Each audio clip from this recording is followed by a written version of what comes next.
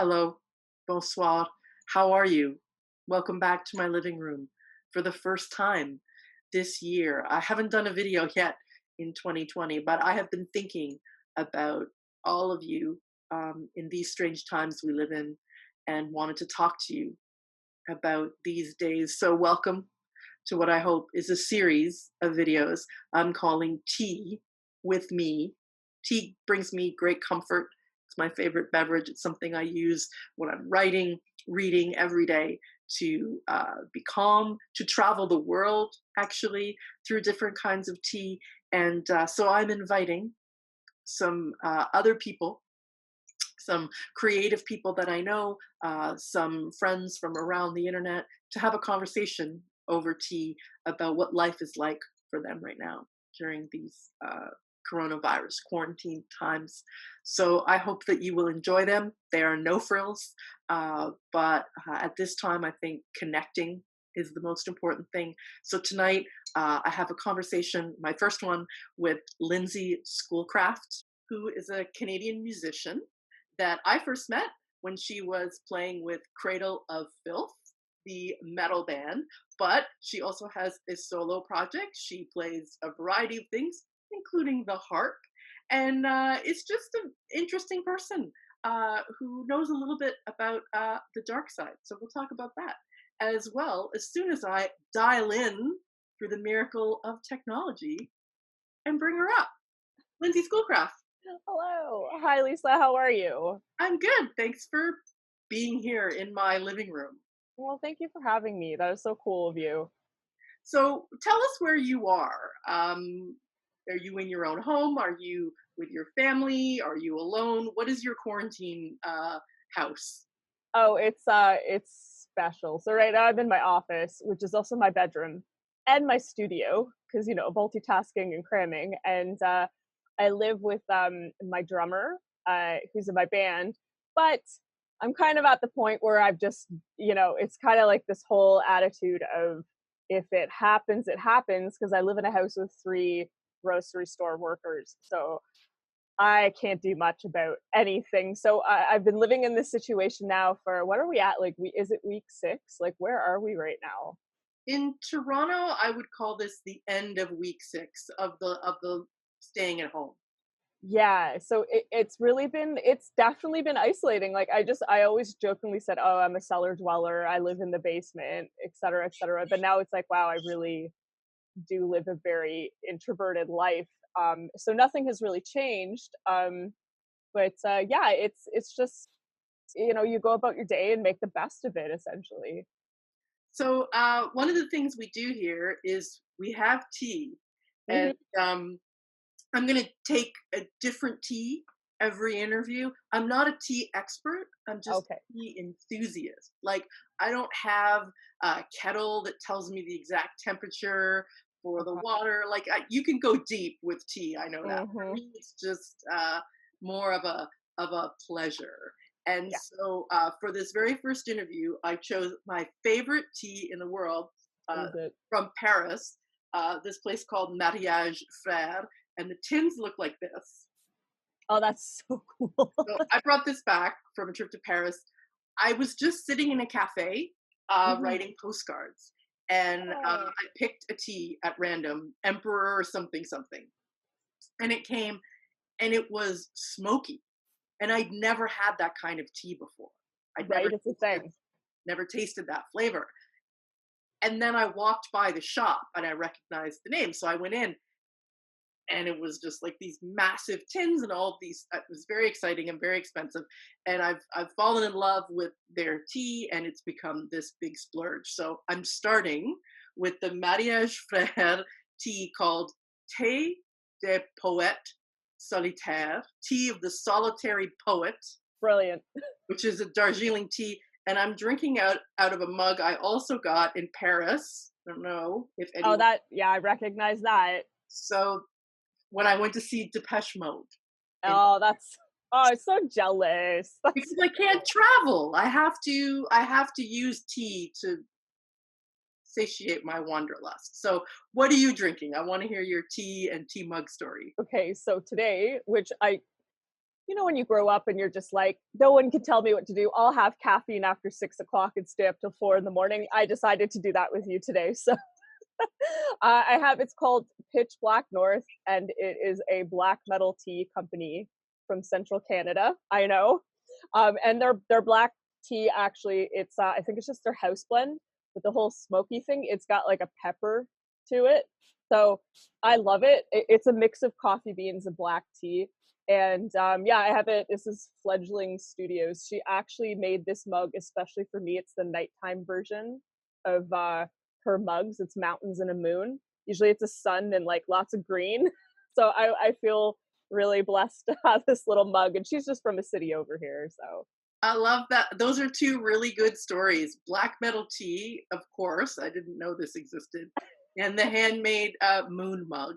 It seems very, very, very Lindsay, the Lindsay that I know. So, um, take us back to before this, this craziness happened, because you were in a unique position. You were nominated for a Juno Award, which is, for those people outside of Canada who don't know, Canadian Grammy. And it was very exciting, but the award ceremony was happening like literally in the middle of this chaos, and no one knew, is it on, is it not on? Tell us that story about where you were at in your life when Corona hit for you. it's so weird because I'm still nominated and we don't know who the winners are. And for me, it's not about winning. I'm just honored as is, right? It's a huge, huge um God, accomplishment. I don't know what to call it. I'm still kind of floored about it. Still, I forget about it some days. But the reason why is because it never happened. Because as we were flying over there, they canceled it, and now we haven't really heard anything. There's like one email from the president being like, "We apologize." It's like very cordial. I was like, "Okay, cool." But yeah, it was just taken away like last minute, and everything, and all the red carpet opportunities just gone. And I was like, no, my teenage dreams, literally the red carpet pulled from underneath me. But yeah, it's just life before that. Like, it's one of those things you always, especially being here in Canada, you hear about swine flu or the avian flu, or and you're like, it'll be okay. We've gotten through this before. And then this happened, and it's just, it literally threw us all for a loop because we didn't think it was going to become an actual global pandemic at the time, right? Maybe we'll still get to see your dress somewhere. Yes, so I have to hit the gym. And I really was going to fool everyone because everyone's like, you're going to wear a big gothic black cathedral lace inspired god knows what. Everyone was expecting that, and I borrowed my friend's wedding dress. I don't think they were expecting white. So my theory, because you know how us Canadians roll, we celebrate in big ways and we're pretty clever. I think they're gonna probably do a double event next year in Toronto. That's my theory. I'm hoping. I'm really hoping. Well, congratulations on the nomination for Best Metal Album of the Year, which is a pretty cool thing in itself. It's I still again still like pinch me, but thank you. So, how have you been dealing with being at home? You are a working touring musician. In fact, I we don't live far from each other, but I barely see you because Yes. your life is on the road. So, how is your brain and your body adjusting to being at home for so long? Honestly, it was so overdue. I was with Cradle. I left Cradle over Christmas time. And I didn't want to, but it was 2 years with two world tours, right? And I was barely home, and I missed so much with my family and my friends, and just life, and don't get me wrong, I love that job, and it was a pleasure to be part of that band and perform for people every night in on like 5 continents. It was an incredible experience, but it was time. Touring is not everyone thinks touring is this like glamorous amazing lifestyle. It wasn't. A lot of the time it was really tight schedules, not a ton of sleep, and you really had to practice like self-care or else you were going to get worn down. So for me, I was just like, I actually was going to spend this year at home not touring and writing and creating music. Like that was the plan I had set for myself once I said, okay, like I can't do this anymore on the level that they expected me for health reasons. So I took a step back. It was kind of like, you know, this is all happening, but my plan was kind of revolved around being that like shut-in artist for a little bit, right? But it has like, I look at my touring musician friends and it's affected them greatly, and I think they're all finding really smart ways of dealing with it, and they know that they have my support, so we're just kind of always checking in on each other. But it must be hard. Like I kind of lost my itchy foot. You know, I'll get it back probably next year. I know 2020. I want to. Oh, sorry, it's 2020. 2022. I want to be back on the road for sure after I've let out all this music that I've been storing up here for like 7 years. Um, but yeah, I can't imagine what it's like for the rest of them right now, especially crew people. You know. You know, I'm kind of curious about the creative process right now because people always say like when politics are awful, great punk rock music happens, right? So it's like when the world is, you know, having a pandemic and people are referencing the Black Plague and the Spanish flu and these historical, very dark times. Does this mean we're going to get extra gothic music now, or is the world enough and you want to be light? I don't know. I'm in this side project called Antiqva, and it's black metal and classical music. And the reason that I front the band with Zenwar, he's known for being the lead guy in Nea Obliviscaris, which is like a very dark, progressive, interesting band out of Australia.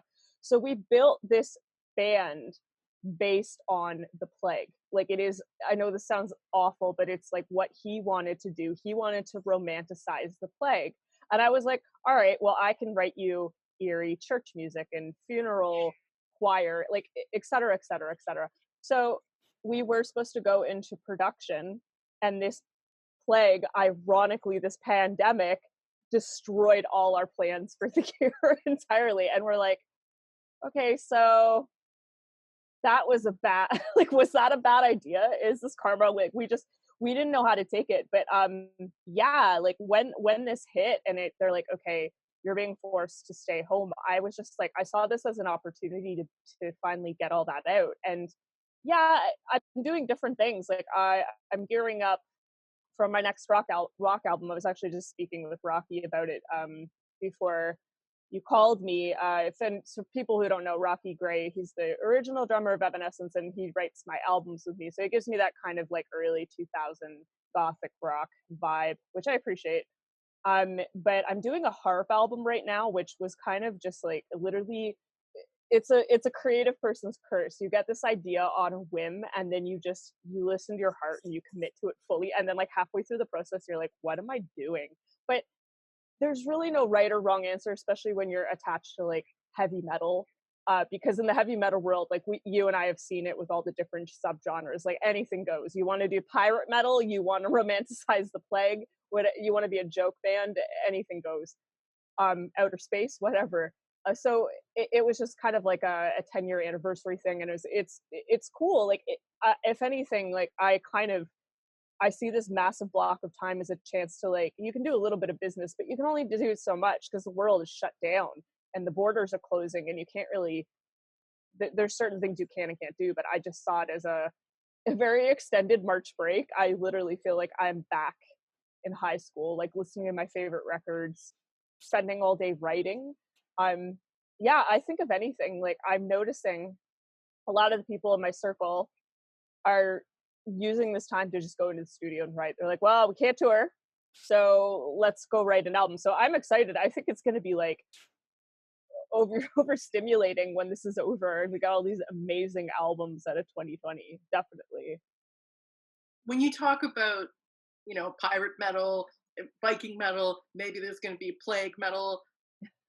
These are fantasies, you know, bands, Yeah. genres, lyrics. But what's happening right now is very real. Does that change how you feel about that plague themed music you were writing? You sound like you're adjusting well. Are you afraid? Does it feel scary to you right now, or you don't really see it because you're in your basement? Like, how are you feeling? honestly, I kind of gave Zen shit about it. I said, like, is this a path we want to continue romanticizing the plague when it's really actually an awful thing? It is really awful. Now, like, I just when this started, I said the only like true key to happiness is to just avoid the feeds. Like, don't go into the wormhole of conspiracy theories unless you're ready, because it gets dark. Like, wait for the facts. But now, like, I'm definitely like I have there's a huge place in my heart for people and humanity, and I am concerned for those with autoimmune conditions and the elderly. Like, it's scary, and it's the fact that you have to distance yourself from the people you love to protect them is a very strange thing. 'Cause usually it's like warrior mode and we want to go protect the person and put up our shield and be there for them, but how we do that is by not being there with them at all. It's a completely strange concept. But now, like, saying I never honestly, like, there was theories, but I never thought I'd see it in my lifetime, is like a pandemic to this level. But now that it's happened, it's kind of like you and I, we share our ideas on the dark side, and I'm one of those people. I'm like, well, if it's my time, it's my time. But that not everyone thinks that way, and I need to respect that. Essentially, we all do. I have, like, on my list of things that make me cry or upset or worried about the situation would be like not having a great funeral. Right. I fantasize about my funeral, about what I would look like and all of the flowers. I mean, I'm not getting married, so that's kind of like the thing. Yeah, your wedding with death. That's cool. So the idea that, like, you wouldn't be able to have that, at least right away, you wouldn't.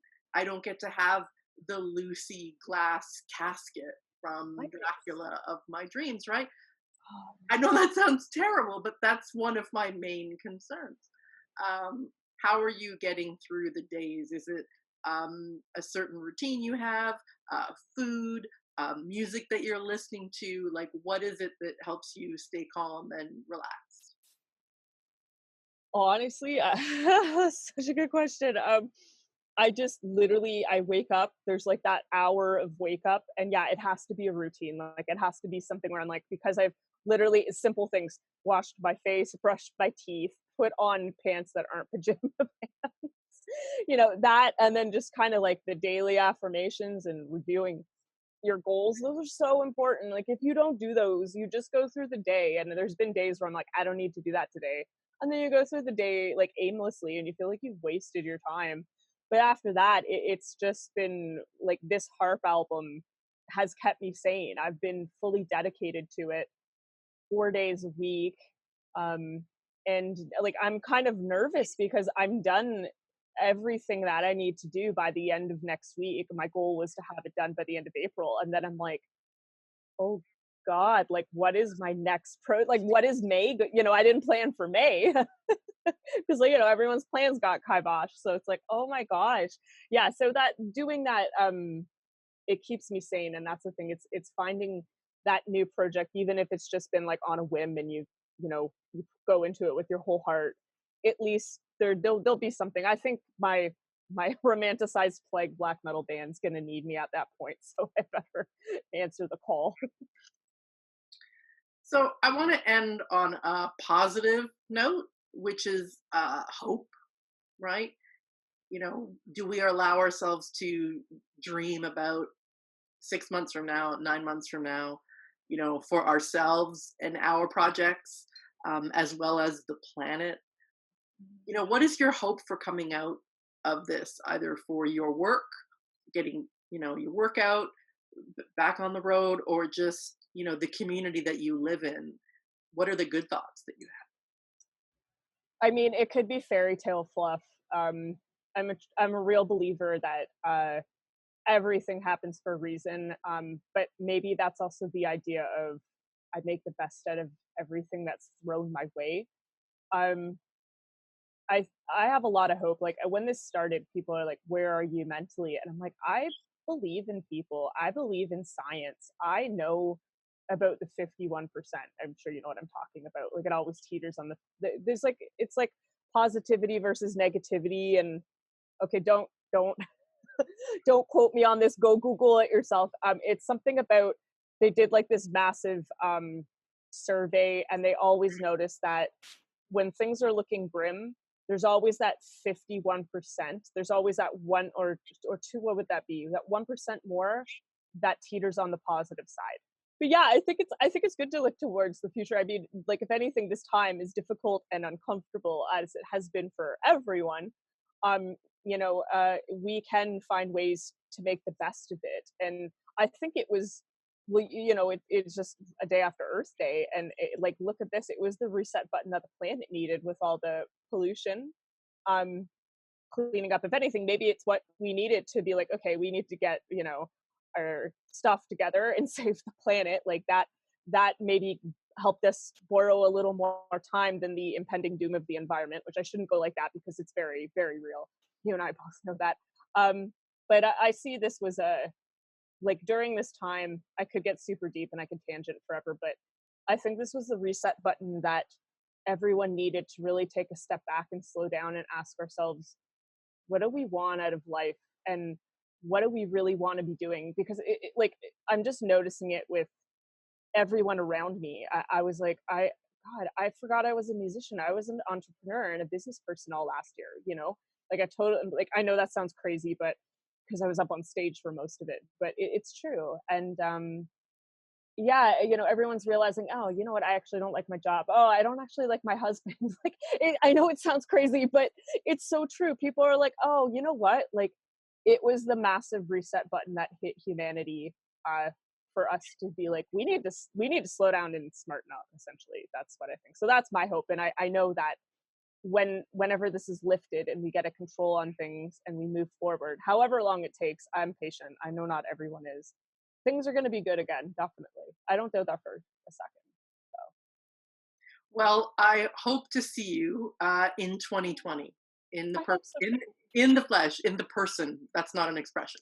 In the Yeah, flesh, yeah. somewhere on this planet Earth. And until then, I hope that you stay healthy and sane and creative, and surrounded with your loved ones in your house. Oh, so sweet. You too. You as well. I hope you finally get around. I know you told me there was a bunch of books you wanted to write, so I hope you I get around to them. I don't know. I don't know. I do want to write books again. It's been many years since my last book, and you talked about being an entrepreneur last year, and I took this new job that was really important, and I tried to focus my efforts on learning a lot about politics and advocacy, and just throwing myself into that job, and sort of gave up my stand-up comedy, and I stopped writing a lot, and I decided that this was the year that I was going to get back to writing, and I was literally like 2 days away from launching my brand new travel blog when this happened. So I have all these essays that I've written about my travels that I'm just kind of parking for now. But um, I will be doing more writing at some point. I'm not really doing any more reading for some reason, but hopefully I will get around to some more reading. We'll see how it goes. That's I awesome. may just end up talking to people over tea instead. It's worked out pretty good so far today. Yeah, yeah. So I mean, keep going with that. Whatever you want to follow, definitely go for it. It'll be great regardless. All right. Well, you don't usually cheers with tea mugs, but cheers. Cheers. Good night.